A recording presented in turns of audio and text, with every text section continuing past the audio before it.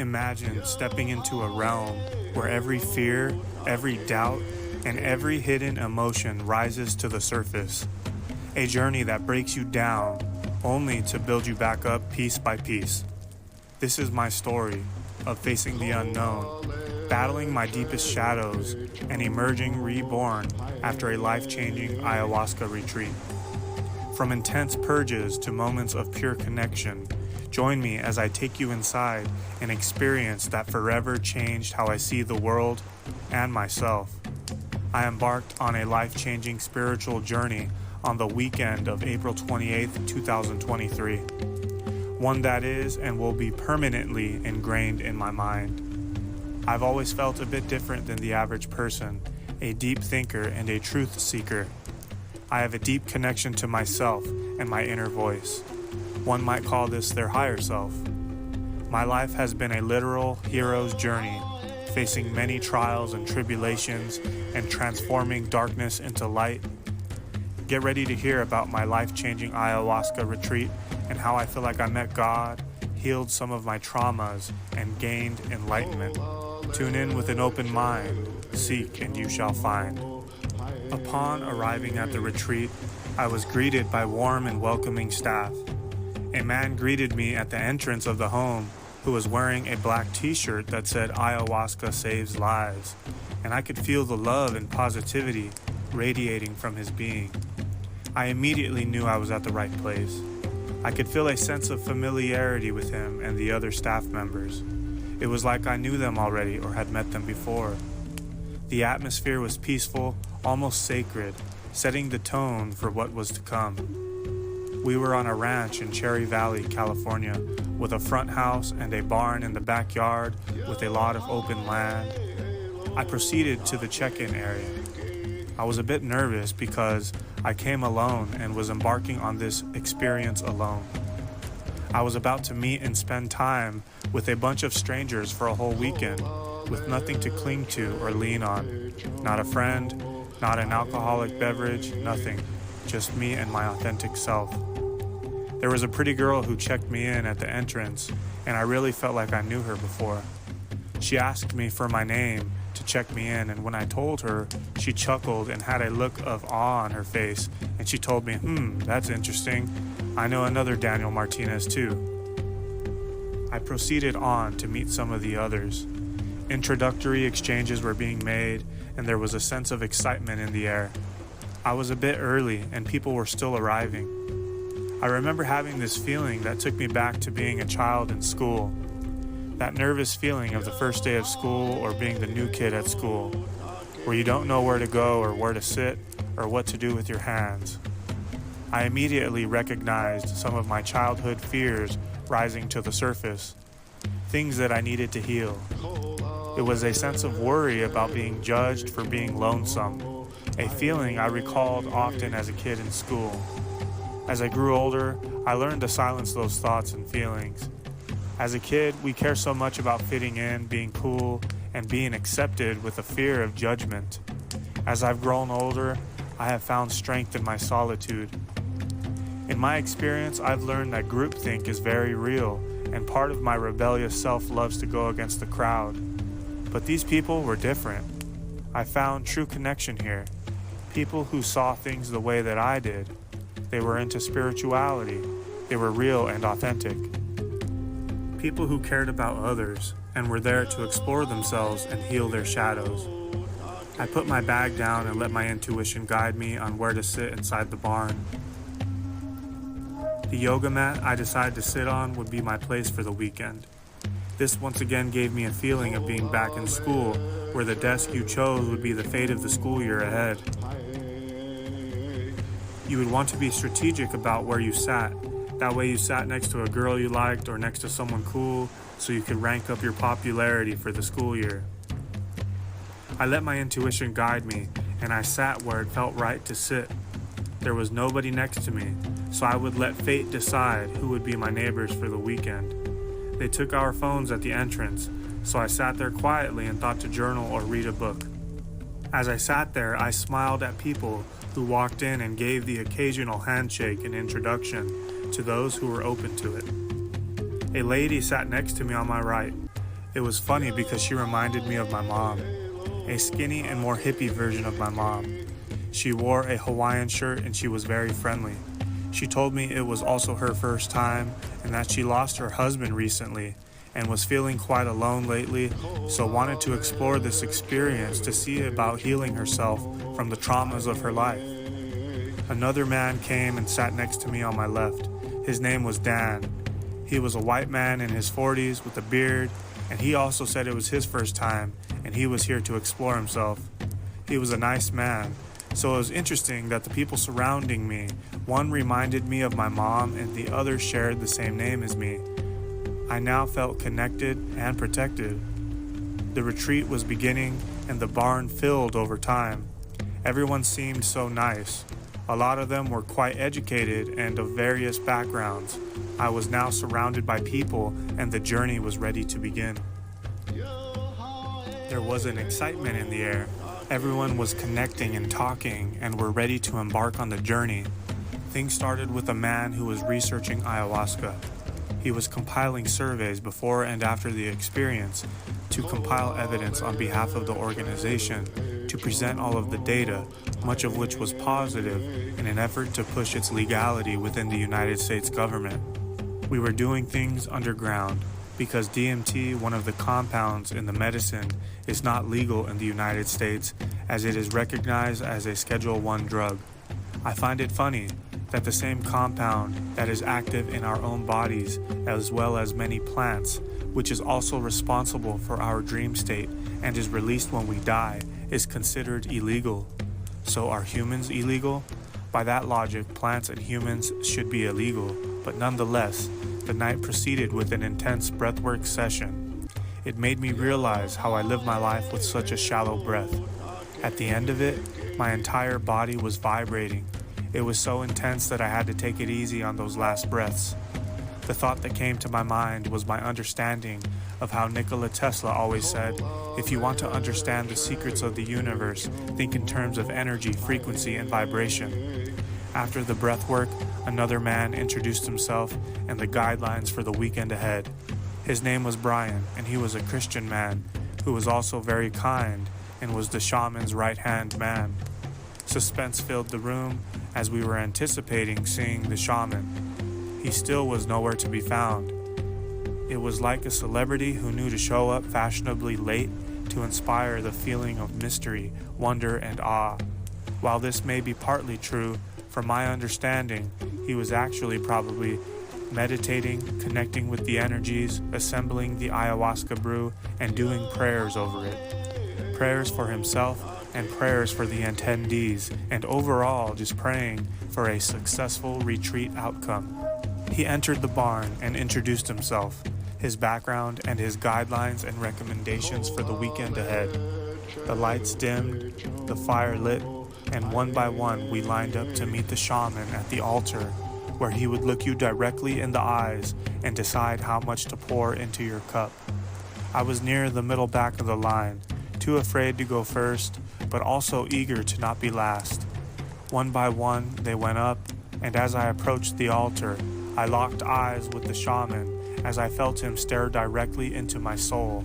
He poured my cup, handed it to me, and I threw it back like it was a shot of liquor and went back to my mat.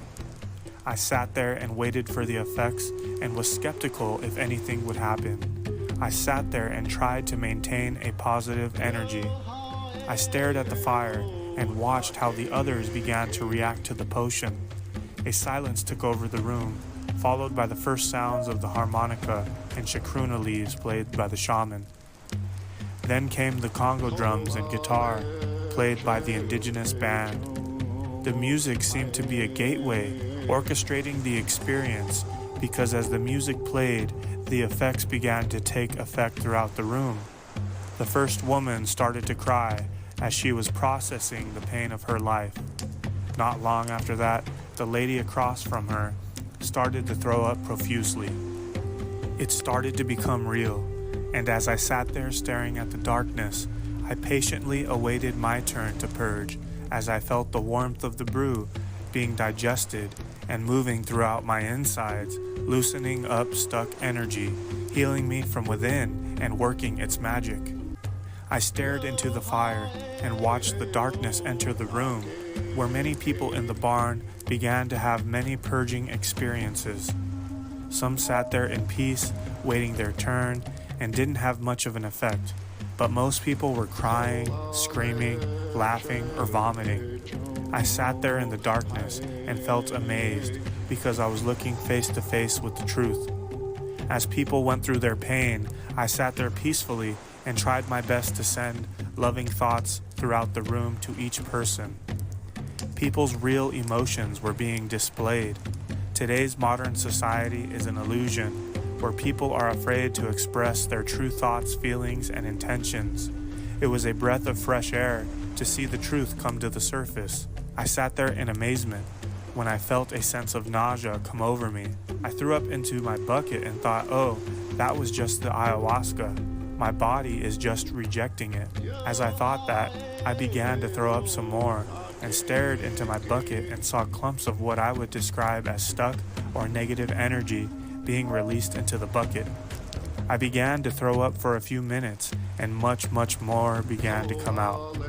I then realized that the amount I threw up was way more than the amount I drank, and when I saw those clumps, I knew that it was all really happening. I sat there and realized that, wow, so there was something wrong with me. All this time, I felt like something was holding me back in life, and I quite couldn't put my finger on it.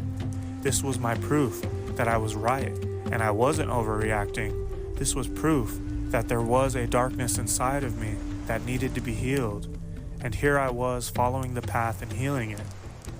It was a beautiful and revealing revelation. I sat there and felt an immediate sense of pleasure and joy. I had just released a lot of negative energy from my life that was holding me back. I sat there in wonder as the people around me looked at me with a bit of curiosity about my darkness because they didn't have any reactions yet.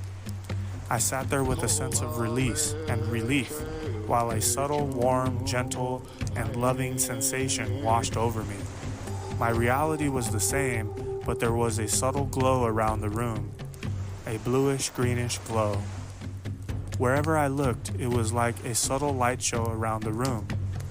The night progressed, and I had the experience that I was looking for my entire life, a real, magical, and mystical experience. It all became real that night. I quickly realized that my whole life, my intuition was right all along. I always knew there was something more to life, a hidden, deeper meaning. I finally found it. The answer lay in spirituality all along. I saw a brief glimpse into the spiritual dimension.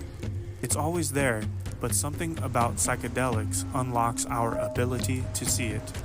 It's a simple crossing over the veil from the illusory world into what I describe as the realm of truth. Night one was a gentle introduction to the life of a mystic. I felt at home. I felt a remembering. I felt amazed, and I felt empowered. I lay on my mat in awe of this journey that I had just embarked on, and finally was able to sleep. I was ready for what was to come for the remainder of the weekend. The next morning, I felt lighter and refreshed. We spent the day bonding, sharing stories of the previous night. There was a sense of relief in the air. We faced our fears and were bonding over a light and healthy breakfast. Then later lunch, as well as a drum circle, Reiki, sound healings, and shared stories over a bonfire. While there was a sense of relief, there was also a sense of collective fear because we all knew that tonight would be a more intense experience. I remember sitting around the fire and connecting with other individuals. One profound encounter was listening to an older white man as he shared his truth. He was about 70 years old, a military veteran. He was explaining about his racism and homophobia in his earlier years, and that through a series of events, he ended up realizing that these were the wrong thoughts to have. He realized that he had just been brought up that way and adopted those philosophies and was here to heal from that old school mentality that didn't serve him any longer. It was nice to see him share his truth and his ability to open up to other perspectives. He was the stereotypical old, hard white man. So it was especially nice to see someone like him be open to healing himself and open to learning new perspectives. He definitely was someone who stuck out at the retreat. Another interesting encounter was this lady who I noticed throughout the retreat. She had such a soft and mysterious demeanor about her. She was a bit of a loner like myself, but she was even more isolated and mysterious. I actually talked to people, but I didn't see her talk to much of anyone. She walked up and came to join us around the fire. I smiled at her, and she smiled back, and I was excited to hopefully finally hear her speak or learn more about her story. She sat there and listened to us talk, and I remember someone trying to get her involved in the conversation, and there was this awkward moment where she didn't even respond to it. Instead, she just smiled and walked off. She was the most mysterious and interesting person I had ever met. I was disappointed that I didn't get to hear her speak or hear her story. She walked off and flowed just like the wind. On day one, I saw the more experienced people doing something called hape or rape before they took the ayahuasca. They said it wasn't mandatory and that it was a blend of tobacco and a powder of ancient tree dust.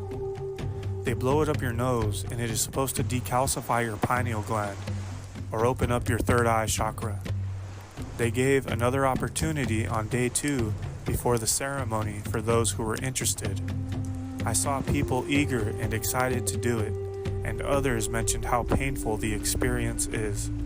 I saw people take it up their noses and turn red with their eyes watering. It looked really painful for them, but the retreat leaders and shaman really recommended it to gain the full experience. So with a sense of faith, I decided, when in Rome, do as the Romans do. I got in line and watched people painfully get the powder blown up their noses. It was now my turn. I closed my eyes and put a finger, closing my right nostril to allow clear access to my left one. Brian blew the hape into my nose, and I immediately felt a sense of pain where my sinuses were cleared, my eyes were watering, and it was pretty painful. People were laughing at me, trying to contain myself and be tough about it, but I was being super dramatic about it. Some of the girls took it like a champ, and here I was struggling. You are supposed to do both nostrils back to back, but I did one only, and laid out in the grass, and was spitting and blowing my nose for like 10 minutes before I was ready to do the other nostril. I let people in line go ahead of me until I was ready to do the other nostril. My mama neighbor did it too, and fell into the grass next to me. We were both struggling. I finally worked up the strength to do the other nostril, and I can only describe the sensation as an intense lightheaded feeling you get when you smoke any kind of tobacco. Now imagine that times 100. I felt this extreme drowsiness and lightheadedness. It was so powerful. It was also like the power of Earth's gravitational pull was intensified, and I had no choice but to fall and surrender to its pull. I laid in the grass, hugged the earth as I felt its movement, and tried to hold on for my dear life. I continued to blow my nose and spit out this ancient powder. I did that for about 30 minutes, connecting with the earth's energies until I had to get up. The day 2 ceremony was about to start. I had to get up in that condition and force myself to lay on my yoga mat and prepare for the night 2 ceremony. I drank some water and tried to sit there and relax, and I started to feel better. I started to feel better because I wasn't alone in the way I was feeling. Everyone around me was also struggling to come back from the experience. We were all recovering and preparing. With a sense of fear and surrender in the air, night 2 was about to start. By sunset, the energy shifted. We knew tonight would be different. A night of deep healing and breakthroughs. My yoga mat neighbors seemed to be a bit jealous of my experience on night 1, and they were hoping to achieve a breakthrough on night 2. I told them I hope they get what they are looking for. Once again, the lights dimmed, the fire lit, and this time we started the ceremony in alignment with the sunset. Everyone inside the barn felt like this ceremony would be different. Same thing, we lined up and one by one looked the shaman in the eyes. He poured our cups, gave breath to the magic potion, and handed it back to us. We took our cups and went back to our mats. The sun started going down, and once again, the musical vibrations of the harmonica, chacruna leaves, and chants by the shaman commenced, followed by the sounds of guitar and drums by the indigenous band. We took the first cup, feeling the connection and energy flow. People began to heal, purge, and release their inner darkness. This night was much more intense. People were once again crying, screaming, laughing, having moments of pleasure and joy and every emotion imaginable. I heard people speaking in light language and others sounded demonic. The light and dark energies were revealing themselves. Wherever there was evil, dark energy, the shaman and other facilitators would rush over to help the person expel that darkness from them. As time progressed, the shaman announced, "Second cup." This was a recommendation, an invitation to those who live on the wild side, to those who dared to take cup number 2. Many people were eager to do so. It wasn't mandatory, but it was encouraged. I thought I would take it easy and would just lie there and blend in with the crowd. I thought to myself, there was no way he would know if I took a second cup or not. People went up and went back to their mats, and the energy in the room intensified. He walked around the room, and you could hear him as his indigenous necklaces and jewelry shook loudly as he approached. He was now doing bird sounds as he circled the room. It was almost the feeling of a bird hunting its prey, and you were afraid to hear him get closer. He walked around the room, checking on all of us as we lay on our mats. He walked around the room, and I was staring at the fire. He stopped at me, looked over, and said, "You, go up to the altar." I responded with, "No, I'm good." He replied, "I'm not asking you, I'm telling you." I said, "Do I have to?" He started to seem a bit angry, a bit disappointed, like I wasn't listening to his advice. He made the gesture for me to go up, and since I felt like I was the only one in the room who didn't take the second cup, I decided to go up there, trusting his advice. I took a leap of faith, and from that moment on, everything changed. I took my second cup and laid back down on my mat. Within minutes, I slowly started to lose my grip on this reality. I was in between dimensions, in and out, and can only describe as what I met was God. It was a divine energy, not a man or woman. It was intense patterns, colors, and vibrations. It was powerful, almighty, and there was no denying its presence. It was tough love. It showed me another realm. It helped me make sense of my life. I lay there and tried to remain in control of my mind and body. I was staring at the fire with my fingers interlocked across my chest, but I slowly surrendered to this powerful presence. It took control of my body. My fingers began to disengage one by one, and then it turned me over and put me into the fetal position. I laid there and felt a power that was so strong. I realized that there is a power more supreme than myself. I can only describe this as God. It took control of my body, and as I laid there in the fetal position, I knew that I was dying. It felt symbolic of being back in the womb as a fetus. I was transported to another dimension, a dimension of intense patterns and colors. It felt more vivid and real than this life. I had questions about my life and life in general that were answered almost telepathically. At times, I saw eyes looking back at me, almost like God's consciousness was peeking through the veil, observing me. It was a feeling like, wow, this human passed the test. This human figured it out. This one was brave enough to face their fears, so now we will show him the secrets of the universe. I can only describe it as traveling. I was still in control of my thoughts. I remember playing around in that realm where I would think happy, positive thoughts and emotions and would watch the colors and patterns behave positively. Then I would think dark and negative thoughts and emotions and would watch the colors and patterns behave negatively. I had a moment of realizing how powerful our thoughts are. I stopped doing the negative ones because I just wanted to test, to see. I then focused only on positivity and watched the amazing colors and patterns show me a profound beauty that is indescribable with the human language.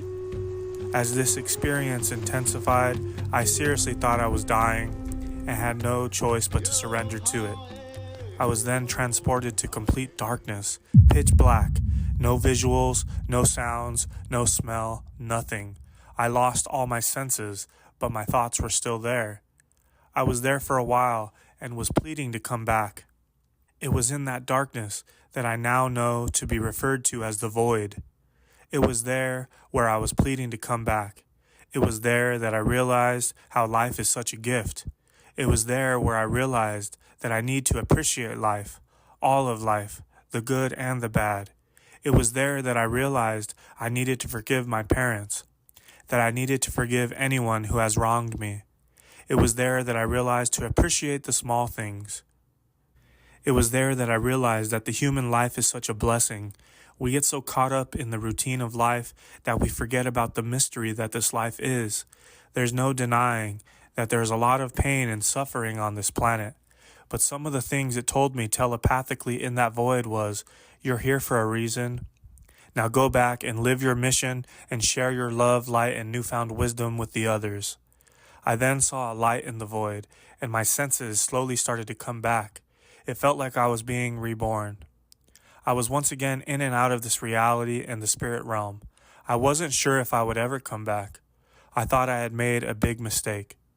I slowly started to come back down from that intense roller coaster, and when I came back, I remember it felt like my spirit or soul energy was back in my body.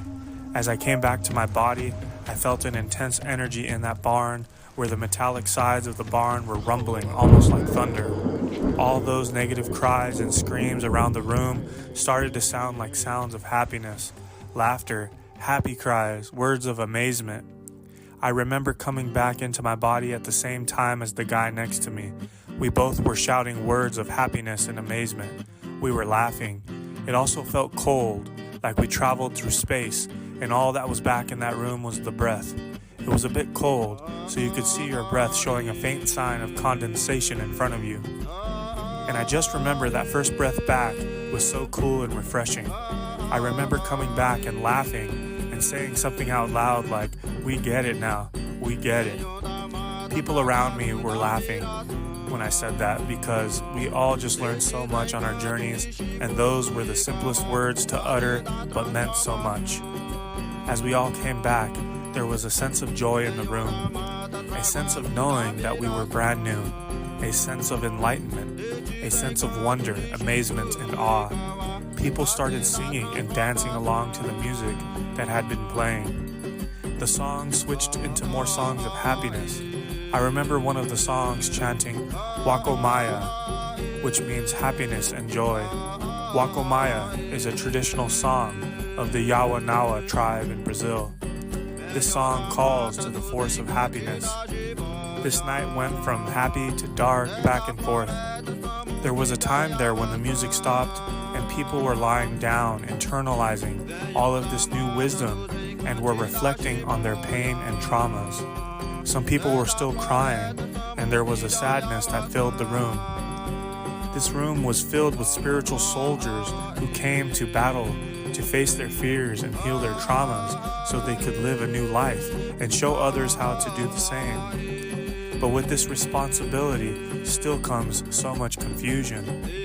There was a sense of sadness in the room, a sense of internal reflection. I remember looking up at the fire, and that same mysterious girl from the day before was now standing behind the fire with such sadness on her face. She was wearing a white dress and doing these hand movements and gestures throughout the room. It was like she was doing an energetic healing for all of us. I can only describe it as such a motherly instinct. She had such empathy for all of us on our journeys and for going through the pain of this life. It was like she knew all of our stories, all of our pain, and had such empathy for us. She was crying so much, but was sending loving energy to us with her hands, and she would tap on her stomach. She would face one side of the room for a while and then another. She did this for quite some time, and many of us were in awe watching her do this.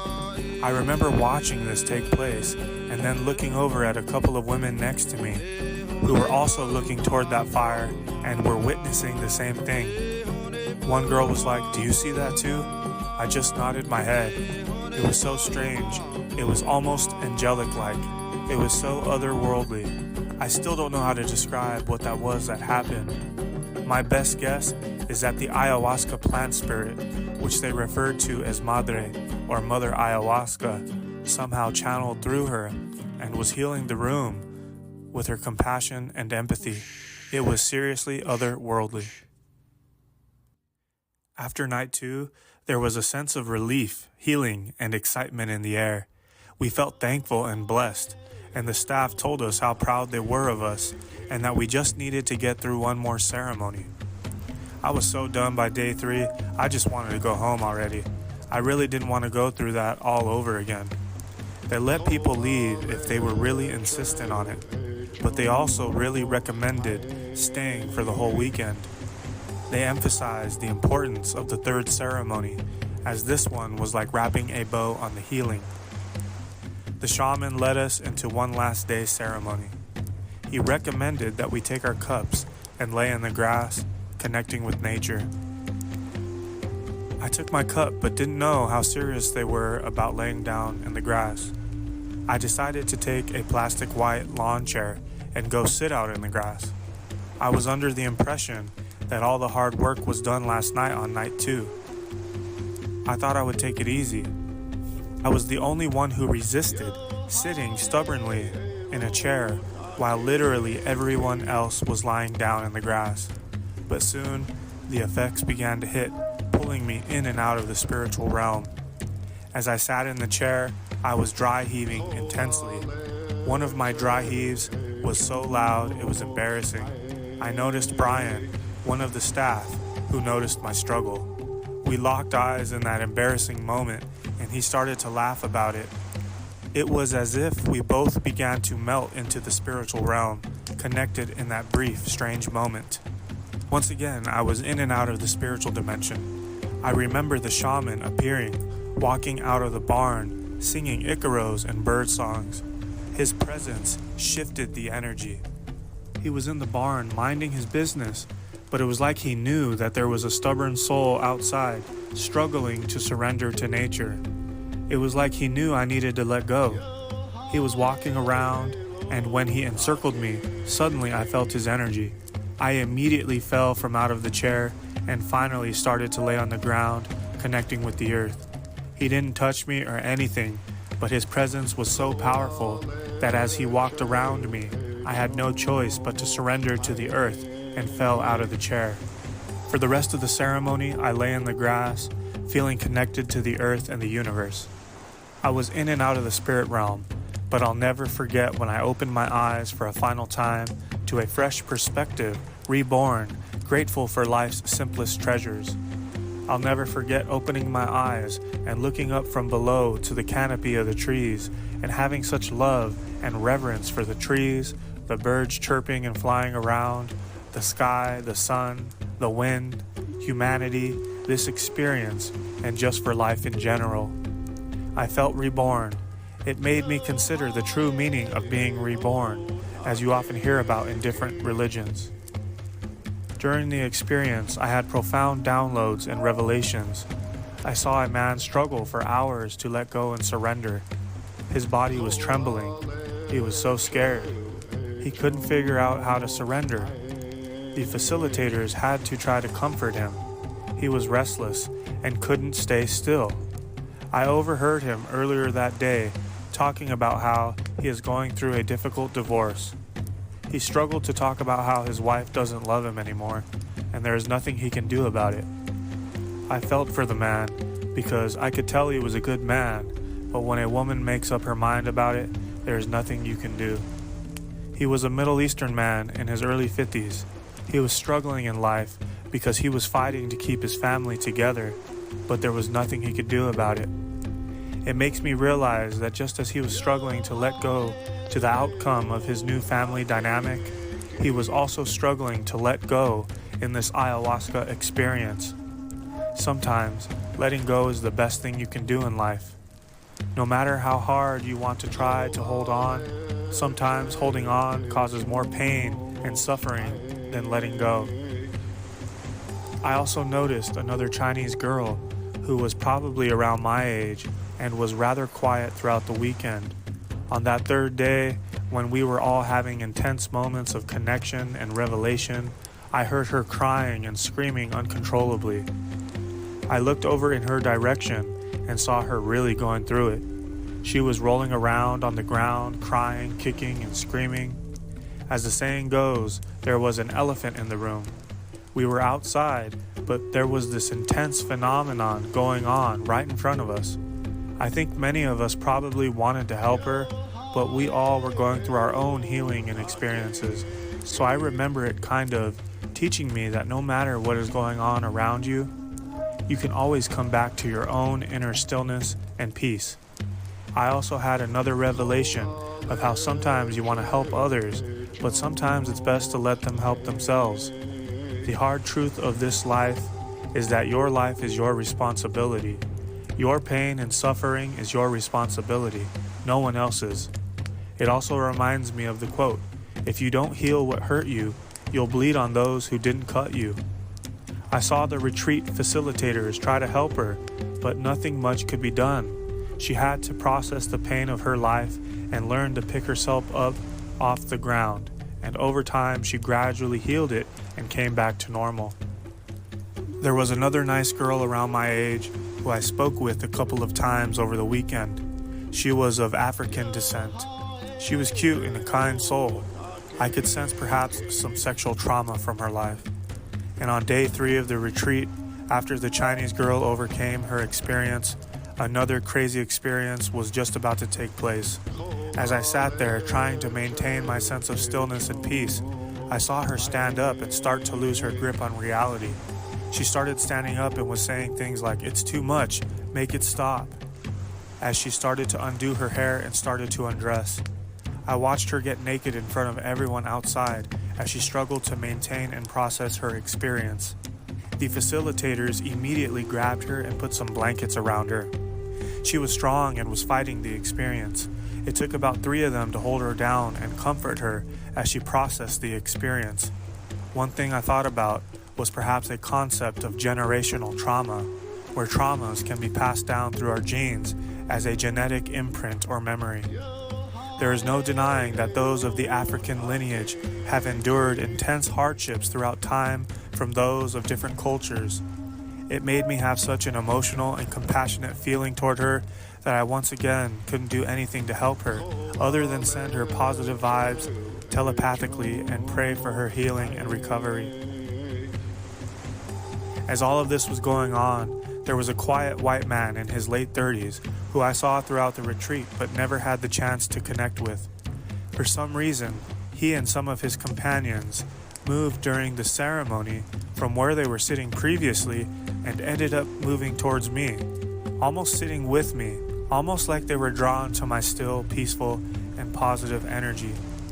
He reminded me of myself because he was also wearing a headband like me. For some reason, they sat facing toward me, which was kind of awkward because almost everyone like myself was facing the other way. I sat there in and out of the trip, having intense revelations and downloads about life. We all looked, for lack of a better word, ugly. We looked tired and were undergoing intense healing, so we didn't look pretty. But even in the ugliness, I still saw the beauty. I'm always saying how I see that everything in life is on a spectrum. I looked around the ranch and started analyzing people based on their physical appearances. I looked around and saw the spectrum of humanity's physical appearance. I then did the same with gender. I saw the spectrum of humanity's gender identity being displayed where some were strongly masculine, others were on the opposite end as the soft feminine. I noticed that some of the others started to blend and blur the lines of being more towards the middle, where I noticed masculine women and feminine men. I then started to do the same with skin color and sexual orientation. I had this profound revelation of seeing the spectrum. I had a profound realization that in a world full of labels and duality, often in society, we tend to see and describe things in absolutes and in blacks and whites. I realized that this is the wrong way to look at things in life. I saw the blend.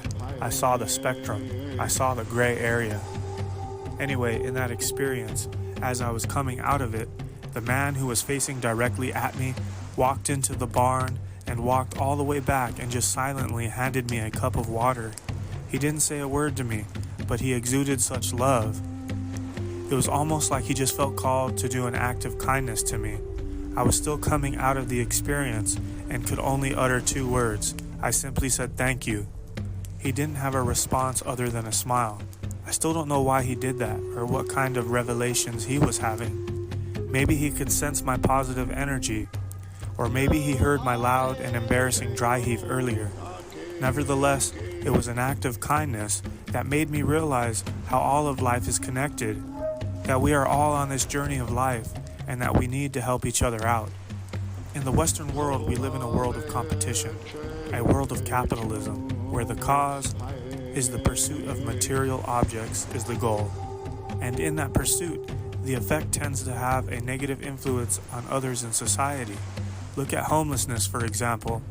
There are more than enough resources for everyone on this planet, but greed causes a massive imbalance. There is nothing wrong with pursuing wealth and riches, but there should also be a limit. If you have more than one vacation property and more than one investment property, isn't that a bit much? I also see how this phenomenon isn't so black and white either. I don't know what the answer is, or if we can ever truly establish universal equality and peace. But I do know that our current system needs to be improved. When you think about the deeper meaning of a world of competition, that must mean that someone wins. And if someone wins, what does that mean? It means that someone loses. We must find a win-win scenario for society. And with some work, I think it is achievable. I noticed another woman who looked so depressed on the first day was having profound revelations and was talking to herself on day 3. The whole time I thought she was having a conversation with someone. As I was coming out of the experience, I looked back and realized she was by herself the whole time. I don't remember exactly what she was saying, but she was talking to herself and was saying things like, "You are amazing, you are God, you are divine, and you are so powerful, but you just forgot." I noticed how she started the retreat with such a frown and depressed look and ended the retreat with the biggest smile on her face. She was literally healed and transformed. I think she had the biggest improvement out of everyone. The retreat had changed us all. We left feeling healed, united, and connected to something greater. I woke up enlightened, understanding that we are all one. The retreat changed me in ways I could have never imagined. Ayahuasca pushed me to face my deepest fears and emerge stronger. If you are considering an ayahuasca experience, go in with an open heart. It's not for everyone, but for those who feel called, it can be life-changing. Seek and you shall find.